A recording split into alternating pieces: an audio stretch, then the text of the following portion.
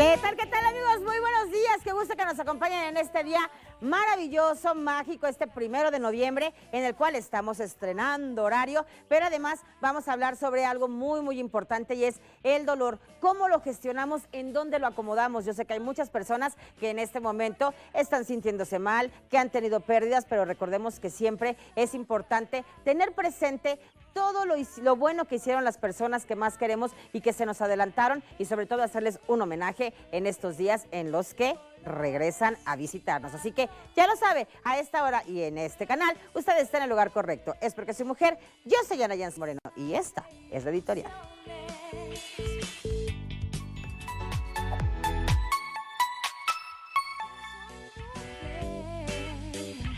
Vean nada más, este fue el modelo que escogimos el día de hoy. Es que ya hemos salido, ya he utilizado diferentes tipos de Catrina, ¿verdad? Ya he sido Catrín, ya he sido una Catrina muy sexy, que fue el año pasado una roja.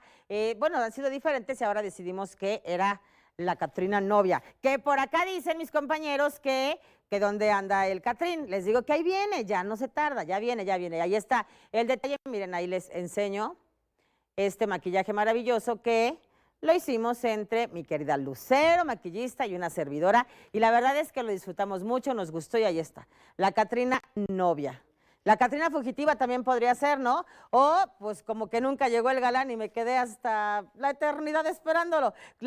O sea, usted le puede dar pues el significado que quiera, pero el punto es que estos días son místicos, son importantes, son mágicos. La verdad es que yo sí siento y sí creo siempre que los seres que más quise y que se han adelantado, aquí están, vienen de regreso. Así que, bueno, pues sin más, vámonos directamente a esto que es la editorial, que ya se las había dicho. ¿Y de qué les voy a hablar? De algo que les va a gustar, precisamente de una mujer. Es que, fíjense, está como la creencia o la idea de que las mujeres después de los 40, después de cierta edad, como que ya eres invisible porque ya, pues ya eres grande y entonces ya no puedes ser guapa, o ya hay cosas para las que quizá las personas piensan que ya no estás apta. Pues tenemos a una mujer que nos muestra totalmente lo contrario. Ella es una modelo y entonces tiene 57 años, ¿quedamos, chicos? 57 años. Entonces ella, bueno, ha roto todos los estereotipos, es foto de portada, la quieren para todas las marcas, y es que dice que ella comenzó, ahí está, véanla, y además con su cabello, ella se llama Katie Jacobs, y con su cabello pues canoso, pero blanco, pero como muy cuidado, ¿no? Y entonces ella se ve divertida, contenta, ¿saben? Sobre todo que segura. Entonces me encanta porque ella derrumba los prejuicios de la edad y muestra y modela un poco de todo, porque les digo que la quieren todas las marcas, pero es que dice, yo comencé a hacerlo y decidí hacerlo porque me molestó que de repente parecía que las mujeres después de los 40 ya estábamos muertas, ya no podíamos hacer nada, y podemos hacer, bueno, un montón de cosas. Y yo creo que ella de 57, pero hay mujeres, también hay modelos que incluso tienen 70 y más y lo hacen bastante bien. Creo que todo radica simple y sencillamente en vivir con alegría, en vivir con pasión lo que estás haciendo y quién eres. Yo la veo súper guapa, se ve súper bien, se ve súper segura, así que ¿qué más quiere? Y ahí está también, obviamente, pues incitando a más mujeres para que se sientan seguras, porque de repente es como que, no, ya ese tipo de ropa no me queda, no, es que eso ya no se me va a ver bien. No, lo que pasa es que a veces uno solita se está poniendo como pues paros en el camino, como obstáculos que de verdad es que no existen, solamente están en muchos casos en nuestra mente. Y ahora sí, ya que les conté, vámonos a la línea sin violencia.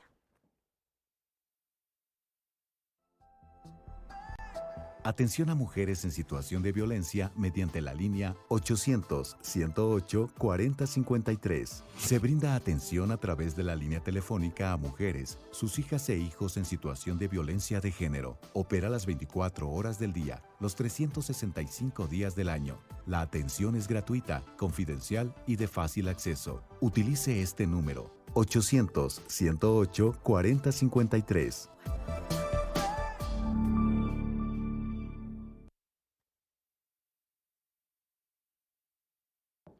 No más violencia, ahí está, no más violencia, 800-108-40-53. Recuerden, mujeres, que ese número debemos replicarlo y tenerlo guardado en nuestra mente, en nuestro teléfono, en todos lados, porque es evidentemente un gran salvador de vidas. Es pues una herramienta importantísima que cambia la vida de muchas mujeres que viven violencia, que a lo mejor no la han identificado, pero que también para muchas mujeres es la diferencia entre la vida y la muerte si es que están viviendo una violencia tremenda en su hogar. Así que tómalo en cuenta. Y por lo pronto, mi querido Beto, oigan, Beto aparte nos va a presentar próximamente porque, bueno, tomó video de todo, ¿verdad, Beto? De ahorita que llegué, cómo me maquillaron, cómo me vistieron, hasta cómo me pusieron los zapatos, así que nos lo prestas, ¿no, mi querido Beto? Muy bien. Y ahora sí, vámonos a ver lo que hoy toca. ¿Y qué es lo que hoy toca? Pues saber que la vida sigue, saber que la vida pues tiene diferentes aristas y que hay momentos en los que nos sentimos muy tristes, que nos duele la pérdida de una persona, que nos duele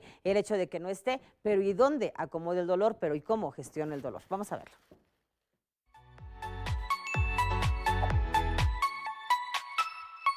Perder a un ser querido puede cambiar su vida. Puede sentirse triste, solo o enojado, con problemas para concentrarse o dormir. Si pasaba mucho tiempo cuidando a la persona, es posible que se sienta perdido al enfrentarse de pronto a una gran cantidad de tiempo libre. Esos sentimientos son normales, ya que no hay una forma correcta o incorrecta de llevar un duelo. La psicóloga Wendy Lichtenthal explica que las creencias y tradiciones culturales pueden influir en cómo alguien expresa el dolor y hace su duelo. En algunas culturas, la pena se expresa en silencio y en privado. En otras, abiertamente y en voz alta. ¿Cuánto tiempo se debe llevar el duelo? La doctora explica que es muy importante darse permiso de afligirse y dar rienda suelta a sus sentimientos. A veces las personas son muy duras consigo mismas. Sea compasivo y amable con usted mismo. La especialista dice que debemos permitirnos sentir el dolor. Cada quien tiene formas de expresar sus emociones. Algunas hacen actividades en lugar de hablarlo. Otras prefieren hablar sobre la persona que se fue. Destaca que aunque la gente no asocia el dolor con reír, también es una respuesta saludable ante la pérdida. Y es una buena manera de protegerse. Las personas que expresan flexibilidad en las emociones lidian mejor con la pérdida y se mantienen más saludables con el paso del tiempo. Vamos al foro contigo, Ana.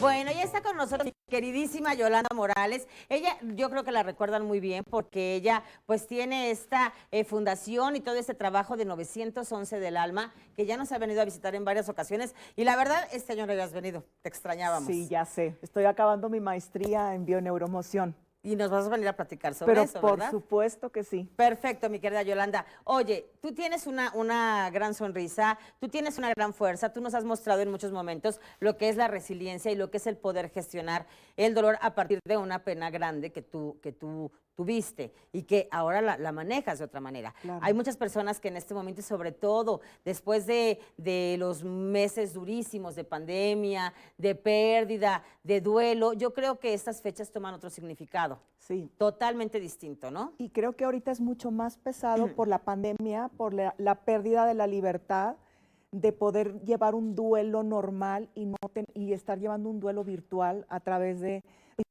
por Zoom, de no poder ir, de no recibir el apoyo de la sociedad, porque pues ahorita es muy controlado los velorios. Claro. Entonces es un factor que va a sumar y que hay que estar conscientes de que se tiene que trabajar. Claro. Oye, porque además, bueno, está controlado este tema de velorios, pero también de entierros, y entonces no se cierran los ciclos de manera correcta. Exacto. Pero sobre todo, imagínate, hay muchas personas que, a mí me pasó en algún momento con mi hija, en algún año en el que tuvimos unas pérdidas significativas, y entonces para nosotras siempre era padrísimo que llegaba la época del Día de Muertos, y entonces disfrazarnos y hacer fiesta y demás, y ella muy chiquita me dijo, ma, yo creo que no hay nada que festejar. Y exacto, no había nada que festejar y entonces tomó un significado distinto. Personas, o sea, era la fiesta y eran las calaveritas y era la emoción y ahora es mucho dolor. ¿Cómo lo gestionamos? Vamos a un corte y me dices. Claro que sí. Regresamos porque soy mujer.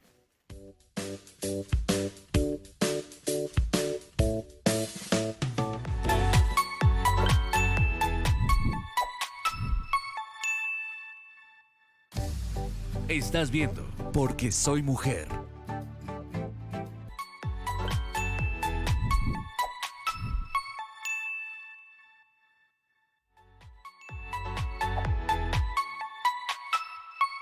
Alrededor del 10% de las personas en duelo experimentan un dolor complicado, una condición que a algunos les dificulta adaptarse a la pérdida de un ser querido. Las personas con este dolor prolongado e intenso tienden a quedar atrapadas en ciertos tipos de pensamiento. La doctora en psiquiatría, Catherine Shear, que estudia el dolor complicado, explica que las personas en duelo piensan que no tendría que haber fallecido o no de esa manera y se concentran en evitar cosas o situaciones que les recuerden la pérdida. Explica que algunas personas comienzan a sentir la pérdida del ser querido incluso antes de que muera. Esto se llama dolor anticipatorio y es común entre las personas que cuidan a otras durante mucho tiempo. Puede sentirse triste por los cambios que está atravesando y las pérdidas que va a sufrir. Algunos estudios descubrieron que los pacientes, los médicos y los familiares que aborden directamente la perspectiva de la muerte antes de que ocurra, ayuda a los sobrevivientes a hacerle frente y el sufrimiento es menor. La muerte de un ser querido puede resultar abrumadora.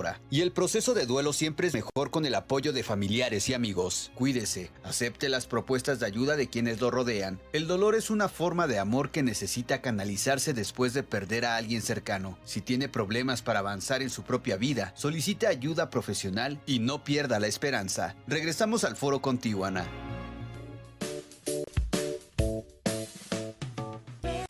Ya estamos de regreso y de verdad qué fuerte lo que estamos escuchando, lo que vimos en esta cápsula y que nos habla de que a veces tienes un dolor anticipatorio. O sea, tú decías, mi querida Yolanda, que tienes como una teoría de por qué a veces ya sabes que una persona va a morir. Yo creo que en base a mi experiencia y a todo lo que he escuchado es que empiezan a suceder cosas muy raras, cosas que no se daban, te empiezas a reconciliar con personas que estabas enojada, empiezas a encontrarte a personas que nunca ves.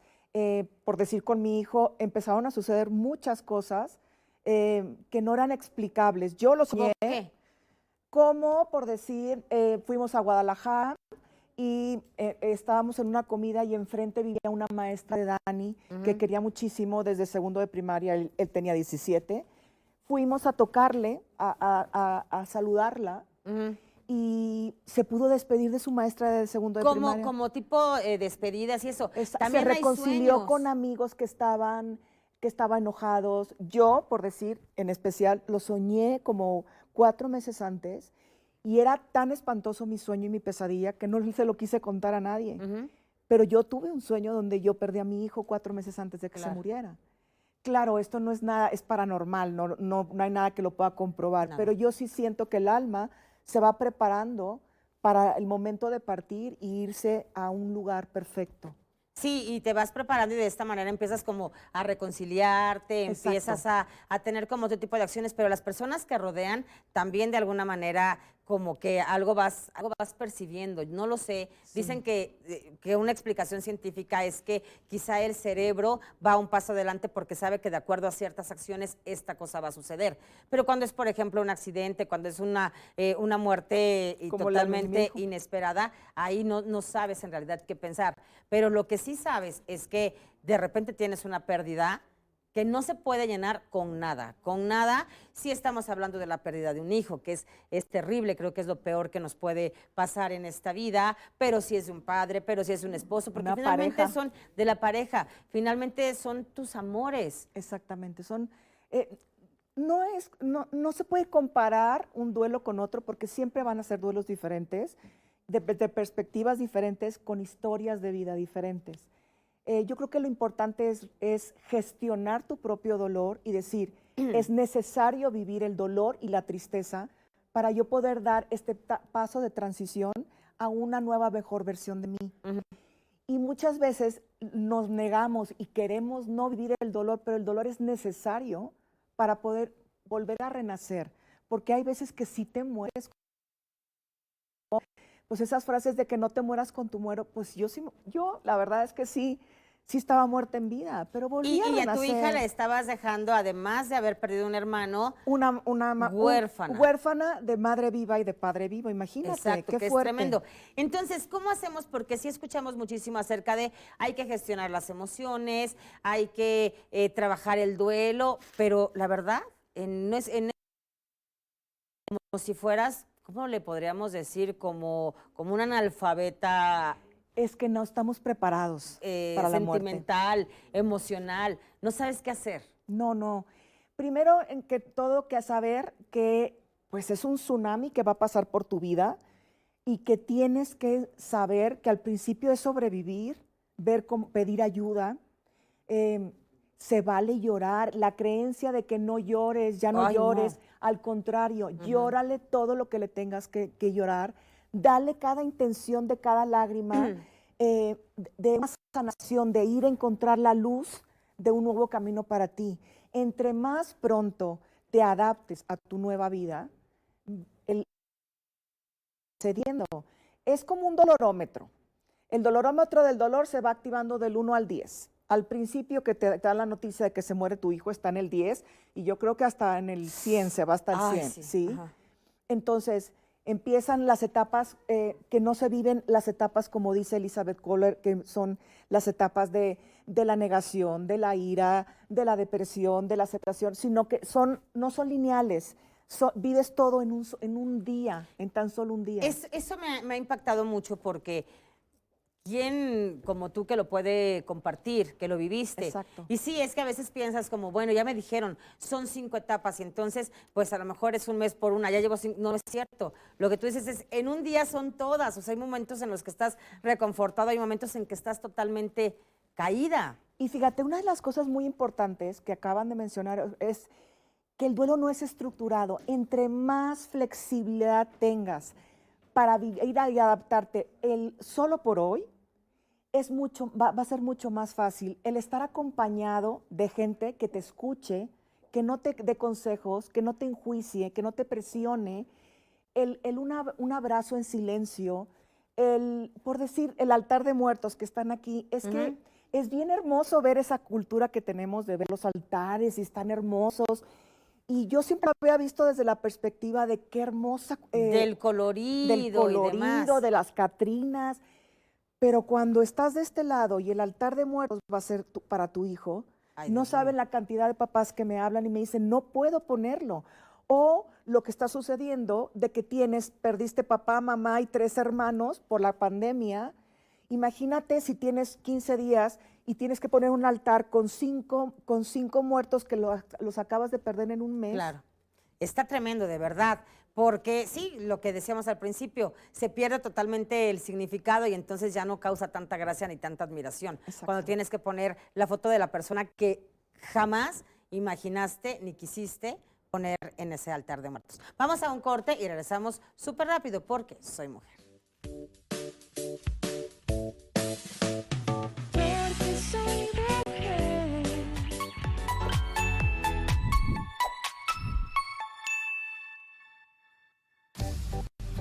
Viendo porque soy mujer.